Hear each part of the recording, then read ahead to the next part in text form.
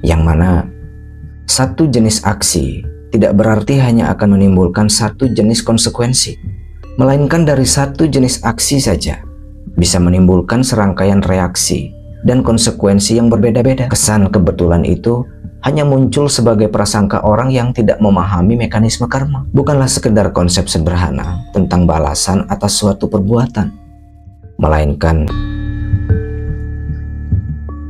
sobat bijak, karma adalah topik yang sudah sering aku singgung. Namun sebenarnya masih menyimpan banyak detail mendalam yang menarik untuk dibahas. Bisa memahami seluk-beluk sistem karma dengan lebih jelas, dapat mengurangi kebingungan, serta meringankan beban mental kita dalam menghadapi dinamika kehidupan. Kita pun jadi lebih mampu menerima kenyataan, bersikap korektif terhadap diri sendiri, bahkan lebih menikmati tantangan hidup. Karena pemahaman tentang karma dapat memberikan kejelasan mengenai aspek-aspek yang turut membentuk nuansa kehidupan serta keberagaman nasib manusia yang terkadang terkesan rancu. Selain itu, kalau mau dikaji lebih jauh lagi, dengan mendalami pemahaman tentang sistem karma, kita pun bisa lebih menyadari hal-hal yang dapat menghambat dan memperlancar perjalanan spiritual kita menuju pembebasan dan pencerahan. Hanya saja, karena makna karma seringkali terlalu disederhanakan atau malah dilebih-lebihkan, alhasil menimbulkan pemahaman yang sempit dan kadang terdengar rancu.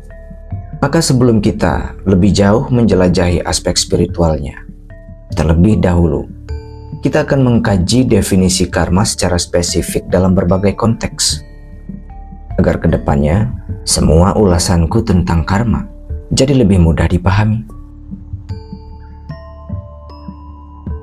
Sobat bijak, secara harfiah, kalian tentunya sudah mengerti bahwa kata karma berasal dari bahasa Sanskerta yang berarti aksi. Tapi pahamilah bahwa yang dimaksud aksi ini tidak hanya terbatas pada suatu perbuatan atau aktivitas tertentu yang kita sengaja saja. Aksi yang dimaksud juga meliputi aktivitas yang tak disengaja, bahkan termasuk yang tak disadari, baik yang berupa mental, verbal, maupun fisikal. Bahkan gejolak energi pun merupakan bentuk dari suatu aksi. Saat kita berpikir, menentukan pilihan, emosi, bernafas, bersin, makan, minum, bicara, mengigau, melihat, mendengar, jalan kaki, ataupun tidur jalan, apapun itu, segala bentuk aktivitas itu entah disadari ataupun tidak, semua itu adalah bentuk-bentuk aksi. Kejadian-kejadian alam seperti proses penciptaan, pemeliharaan, dan peleburan. Begitu juga dengan pergerakan suatu benda, hembusan angin, proses kelahiran, pertumbuhan, penyusutan, dan sebagainya. Intinya, segala bentuk pergerakan maupun perubahan adalah bentuk dari aksi juga. Maka sampai di sini, kita bisa memahami bahwa bukan hanya manusia yang bisa beraksi.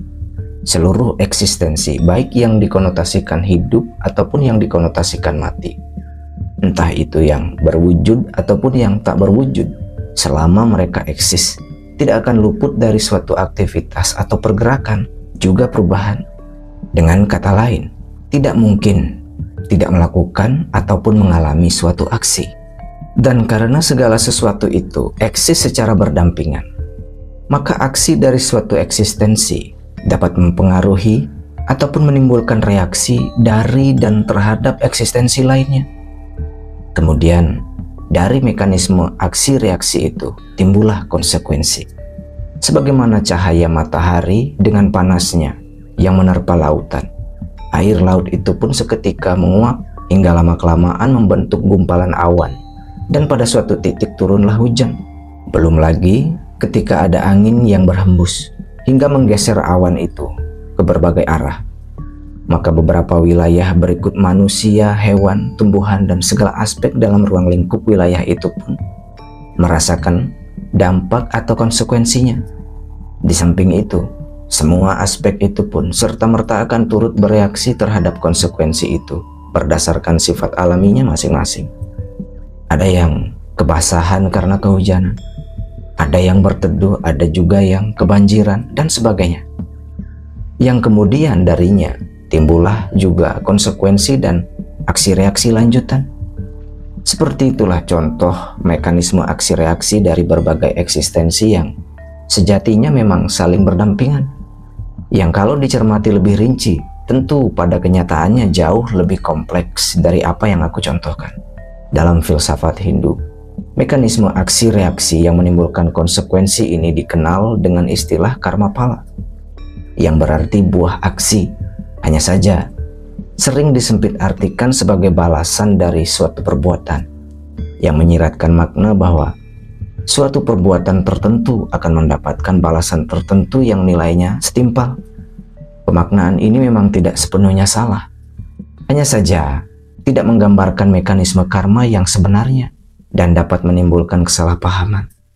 Maka ketahuilah, karma pala seyogianya dipahami sebagai aksi yang menimbulkan konsekuensi, yang mana satu jenis aksi tidak berarti hanya akan menimbulkan satu jenis konsekuensi, melainkan dari satu jenis aksi saja bisa menimbulkan serangkaian reaksi dan konsekuensi yang berbeda-beda, namun tetap mengikuti kecenderungan alaminya.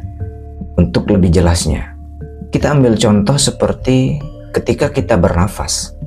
Saat kita melakukan aksi menghirup nafas, seketika itu pun sudah terjadi berbagai konsekuensi seperti beberapa otot di area dada yang mengalami aksi atau pergerakan, sehingga menyebabkan bertambahnya volume rongga dada dan tekanan udara di dalam paru-paru yang lebih rendah dibandingkan tekanan udara di luar tubuh.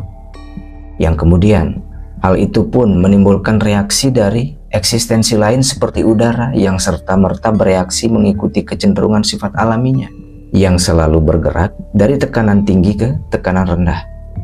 Dalam arti, udara itu bereaksi masuk ke dalam paru-paru akibat aksi kita menghirup nafas. Tapi tak berhenti sampai di situ. Dari aksi reaksi ini pun bisa timbul berbagai konsekuensi lanjutan. Katakanlah kita menghirup nafas di suatu area yang udaranya telah terkontaminasi virus. Maka konsekuensinya adalah virus itu pun bisa ikut masuk ke dalam tubuh kita. Sementara konsekuensi lebih lanjut tergantung pada daya tahan tubuh kita. Perbedaan daya tahan tubuh pasti akan mempengaruhi perbedaan keadaan, dan konsekuensinya pun tidak berakhir sampai di situ. Seandainya kita terjangkit virus, lalu kita jatuh sakit, dan kalau sakit itu diakibatkan virus yang ganas, kita pun bisa dijauhi, dikucilkan, atau bahkan bisa mengalami kematian. Selain itu, kalau kita hidup dalam kondisi sekarat, tentu kita tak bisa beraktivitas atau bekerja dengan semestinya, dan itu pasti berpengaruh terhadap produktivitas dan penghasilan kita. Yang itu pun menimbulkan dampak atau konsekuensi lain dalam berbagai kemungkinan. Dan itu baru gambaran konsekuensi ketika kita menghirup nafas. Saat kita menghembuskan nafas, juga akan timbul berbagai reaksi beserta beragamnya kemungkinan konsekuensi. Dan itu pun tergantung pada nafas yang kita hembuskan.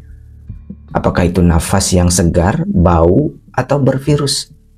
Apakah kita menghembuskan nafas itu dalam kesendirian atau di sekitar orang lain? Seberapa jaraknya dan seperti apakah orang-orang di sekitar kita yang menghirup nafas yang kita hembuskan?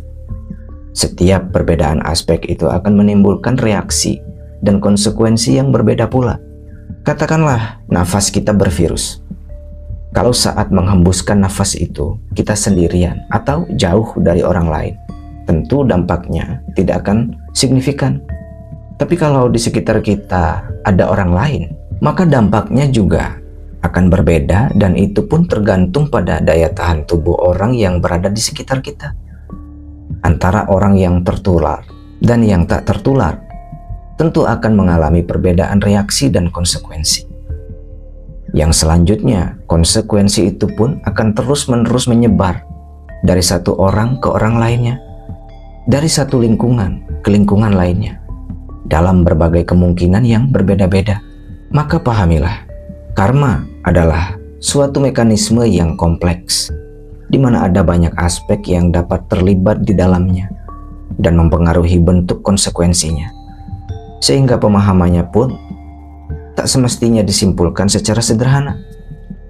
Bayangkan saja, dari satu jenis aksi yang sesederhana bernafas saja, kita sudah bisa melihat betapa kompleks dan berlapisnya reaksi ataupun konsekuensi yang mungkin terjadi, yang bukan saja berdampak secara personal, tapi juga sosial bahkan global.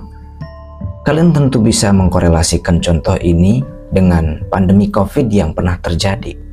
Terlepas apakah itu terjadi secara alami ataupun karena suatu konspirasi, intinya dari satu aksi penyebaran virus saja, kita sudah bisa menyaksikan betapa luas dan beragamnya konsekuensi yang terjadi, yang itu pun berlangsung lama, antara orang-orang yang awas dan lalai, juga antara mereka yang percaya dan yang tak percaya. Jelas menunjukkan aksi reaksi yang berbeda. Ada yang sadar menjaga kesehatan, tapi ada juga yang tidak. Ada yang berhasil meningkatkan sistem imunnya, tapi ada juga yang tidak. Ada yang mendukung kebijakan pemerintah, tapi ada juga yang memberontak. Sehingga dari beragamnya aksi reaksi itu, konsekuensi yang terjadi pun berbeda-beda. Ada yang tetap sehat, ada yang sakit, ada yang masuk penjara, ada yang bangkrut, ada juga yang sampai meninggal dunia. Dari semua dinamika yang terjadi, ada yang terkesan beruntung karena selamat dari pandemi, tapi ada juga yang terkesan sial karena jadi korban pandemi. Maka melalui contoh ini, kita pun bisa lebih jelas memahami bahwa segala bentuk keadaan maupun kejadian dalam hidup pada dasarnya merupakan konsekuensi dari rangkaian aksi reaksi yang berkesinambungan dan saling terhubung. Kita pun bisa mengatakan bahwa tidak ada suatu keadaan ataupun kejadian yang kebetulan, entah itu yang bentuknya keberuntungan ataupun kesialan. Kesan kebetulan itu hanya muncul sebagai prasangka orang yang tidak memahami mekanisme karma. Orang-orang merasa beruntung karena mereka tidak menyadari berbagai aksi awas dan menguntungkan yang pernah mereka lakukan. Sedangkan mereka yang merasa sial itu karena mereka tidak menyadari rangkaian aksi lalai dan merugikan yang pernah dilakukan. Maka dari keseluruhan ulasan ini, aku berharap kalian sudah bisa memahami bahwa karma pala bukanlah sekedar konsep sederhana tentang balasan atas suatu perbuatan, melainkan sebuah mekanisme kompleks yang membentuk dinamika kehidupan, termasuk nasib kita sendiri. Hanya saja, konteks aksi reaksi ini belum cukup untuk menjelaskan keseluruhan sistem dan mekanisme karma. Maka berikutnya, kita masih akan mengulas definisi karma dalam konteks yang berbeda. Sobat bijak, terima kasih sudah menyimak dan sampai jumpa.